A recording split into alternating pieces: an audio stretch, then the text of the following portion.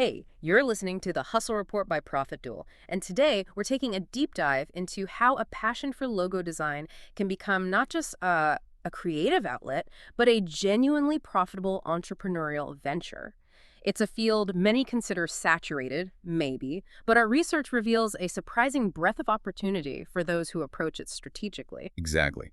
We've pulled together insights from extensive articles on our own site to give you a clear, actionable understanding.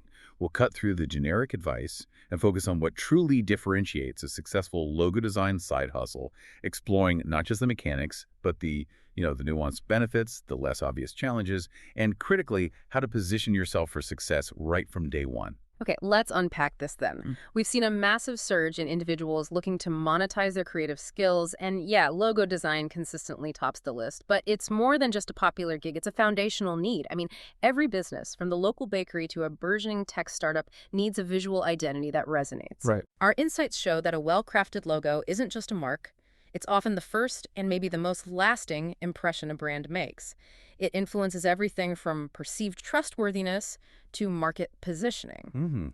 It's a powerful asset, absolutely. And talented designers are uniquely positioned to provide that value. So how does this actually work in practice? What are the nuts and bolts? Indeed. The core mechanics of building this kind of creative income stream are, well, they seem straightforward, yet they demand precision. First, and often overlooked, is establishing your own brand.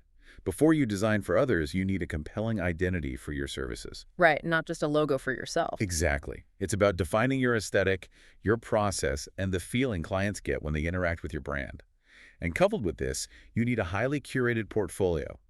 Think of it less as just a collection of work and more as a carefully constructed narrative of your capabilities, Okay. showcasing not just what you can design, but how you solve visual problems across various styles and industries. Gotcha. So once your personal brand and portfolio are kind of dialed in, how do you actually get those initial clients? It's not just about waiting for them to appear, right? Absolutely not.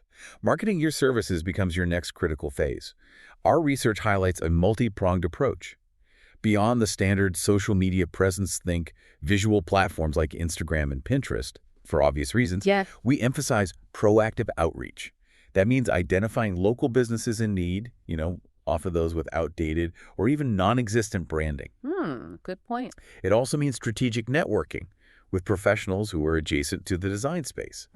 Web developers who need logos for their client sites, marketing agencies looking for maybe white label design support, or even print shops. Interesting. Like partnerships. Exactly. They often have clients clamoring for design help but lack the in-house capacity. These collaborations are gold mines. And of course, leveraging freelance marketplaces can provide a crucial initial pipeline, but the real growth often comes from these more targeted efforts. That makes perfect sense. Building those relationships is key. Now, once you've secured a client, the design process itself, what's the critical path there? How do you move from a blank slate to a final logo that genuinely captures their vision? Well, it begins with a deep, thorough discovery phase. This isn't just asking, what color do you like? Right. It's about understanding their business's mission, its unique selling points, its target audience, and even the emotional response they want their brand to evoke.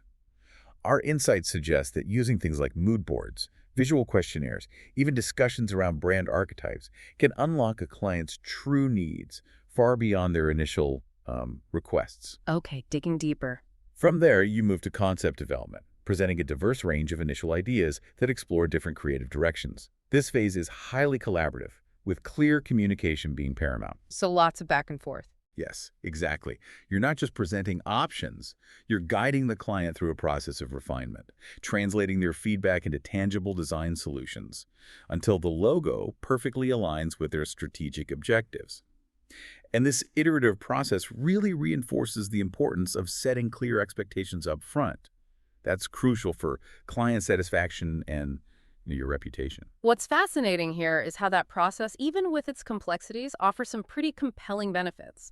Beyond just earning extra cash, what are the most attractive upsides for someone diving into logo design? Well, the most obvious for many is the sheer flexibility. Unlike many traditional jobs, this isn't really a 9 to 5. You dictate your schedule, taking on projects when it suits you from wherever you choose. Our data indicates that this autonomy is a primary driver for people pursuing side hustles, allowing them to balance existing commitments or simply design their ideal work-life blend. And for anyone who considers themselves an artist at heart, there's the undeniable creative outlet. I mean, you're not just executing, you're inventing, right? You're playing with shapes, colors, typography, helping a business find its visual voice. It's a constant challenge to blend aesthetic appeal with strategic communication, which for many designers is incredibly stimulating. It's like problem solving through art. Absolutely. And let's not overlook the substantial income potential. Yeah, let's talk money. While you might start with smaller projects, our findings, echoed by surveys like the Graphic Artists Guilds, indicate average hourly rates for logo design can range from, say, $65 to $150 per hour. Wow, that's quite a range. It is. But here's where it gets really interesting. This isn't just an hourly rate, it's a baseline. Experienced designers often transition to value-based pricing or project fees, dramatically increasing their earning potential as their reputation and portfolio strengthen. Ah, okay. You're not just getting paid for your time, but for the impact your design has on a client's business. That distinction between time and value is critical. And speaking of portfolios, every single project you take on directly contributes to building a stronger portfolio. Yeah, it's a continuous feedback loop. Right. More projects mean more diverse work to showcase, which in turn attracts higher caliber clients. It's an investment in your future growth, solidifying your unique style and proving your versatility. And finally, there's the profound personal satisfaction. Imagine seeing your logo out in the world on websites, storefronts, business cards, That must feel pretty good. knowing you created that visual cornerstone for a business, helping them establish their identity and succeed is incredibly rewarding. It's that direct impact, seeing your creativity make a tangible difference, that really fulfills many designers. So the benefits are definitely clear, but let's be realistic. This isn't a walk in the park, is it? No, definitely not. What are the common pitfalls or significant challenges designers face, especially when starting out? That's a crucial question because acknowledging the obstacles allows you to strategize around them. One of the biggest is undoubtedly competition. The market is indeed crowded. For newcomers, simply standing out from the multitude of talented designers and securing consistent work can be genuinely difficult. It demands a clear differentiator, be it a unique style, maybe a specific niche, or an unparalleled client experience. So it's not enough to just be good. You need to be distinct. What about managing the people element? Clients can be varied. Precisely.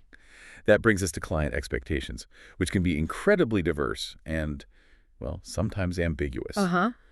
Translating a client's vague, "I want something modern, but also classic," into a tangible design requires immense adaptability, clear communication, and often a touch of gentle education. Our research shows that many new designers struggle with endless revision cycles or clients who don't truly know what they want until they see it.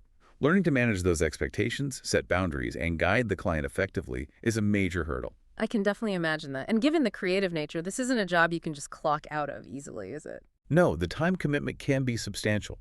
Designing a quality logo involves research, brainstorming, sketching, digital execution, multiple rounds of revisions. It adds up. It really does.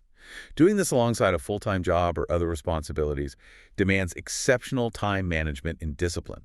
It's easy to underestimate the hours leading to burnout if you don't structure your projects effectively. Many designers also find themselves constantly learning. The design industry is dynamic, so skill development is a continuous process. Always something new. Always. Hmm. You need to stay updated with evolving trends, minimalist icons, fluid gradients, animated logos, and master new software, whether it's Adobe Illustrator, Figma for collaborative work, or maybe even After Effects for motion. Stagnation means irrelevance. Those are significant points. And you mentioned the average hourly rates earlier, that $65 to $150 range. But if someone is just starting, or perhaps more experienced, how do these factors truly affect what you can charge? What's the secret to determining your value? That average range is a good benchmark. But it's crucial to understand it's just a starting point. Our insights confirm that rates fluctuate wildly based on several key factors. Your experience level, naturally, allows you to command higher fees. A designer with a decade of high-profile projects can charge significantly more than someone with a portfolio of, say, mostly speculative work. Makes sense. Does location still play a role in this increasingly digital world? It absolutely can, particularly you're targeting local businesses. Maybe less so for global clients found online. The complexity of the project is another huge factor. A simple word mark for a personal blog is a different beast entirely from a comprehensive brand identity system for a major corporation, which might involve multiple logo variations, brand guidelines, tons of collateral. Right, much bigger scope. And realistically, the client's budget will always influence the conversation. A bootstrap startup simply can't afford what a well-funded enterprise can. You have to be mindful of that. So determining your value isn't just about picking a number out of thin air. It's a strategic exercise, right? Yeah, exactly. It's about weighing your skill level, the perceived value your design brings to the client's business, the time and effort required, and aligning that with market demand. Our guidance encourages designers to explore beyond just hourly rates. Consider fixed project fees, maybe tiered packages like bronze, silver, gold options, or even retainer models for ongoing branding needs. Okay, different pricing models. Yeah. The goal is to articulate your value proposition so compellingly that clients understand the return on their investment, not just the cost. All right, we've navigated the landscape, the opportunities, the challenges, the finances. Now, for the eager listeners, let's get down to the brass tacks. Concrete, actionable steps to actually kickstart your logo design venture. This is your mini roadmap. Step 1, establish your brand. You're selling designs, so your own presentation is paramount. Craft a unique identity for your services. This means your own distinctive logo, a cohesive color palette, a consistent voice, and a professional online presence. Think of it as your shop window. It needs to be irresistible. And critically, this is where platforms like Behance or Dribbble really come into play. While you're establishing your brand, you should simultaneously be cultivating your presence there. Good tip. They're excellent for discovering design trends and for showcasing your work in a professional, curated way. Absolutely. Which leads us nicely to step 2, build your portfolio. This is your visual resume.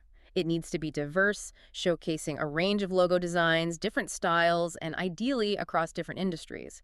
Don't be afraid to create some high-quality speculative projects if you lack client work initially.